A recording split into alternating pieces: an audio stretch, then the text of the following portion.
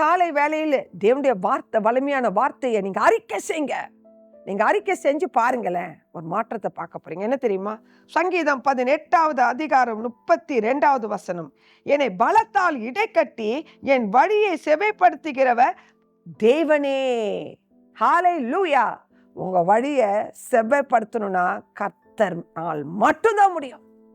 மனுஷரால் ஒண்ணும் முடியாது. உங்க மாம்ச பலத்தால் ஒண்ணும் முடியாது. ஆகிய அந்த காலை வேளையில இந்த கர்த்தருடைய தேவனுடைய வலிமையான வார்த்தையை அறிக்கை செய்து உங்களை தாழ்த்தி ஒப்பு கொடுத்து உங்க காரியங்களை நீங்க செய்ய ஆரம்பிங்களேன். ஒரு மாற்றத்தை பார்ப்பீங்க. பயப்படாதீங்க. நீ என்னை பலத்தால் இடை கட்டி என் வழியை செவைப்படுத்துகிறவர் தேவனே என்று தாவீது சொன்னது போல நீங்க சொல்லி பாருங்க. நீங்க சொல்லி பாருங்க. கர்த்தர் உங்க வழியை செவைப்படுத்துவார். உங்களை பலனடைய செய்வார். ஆரோக்கியம் அடைய செய்வார். கிருபையாக நடத்துவார். இருதயம் கலங்காது இருப்பதாக. ஆமென்.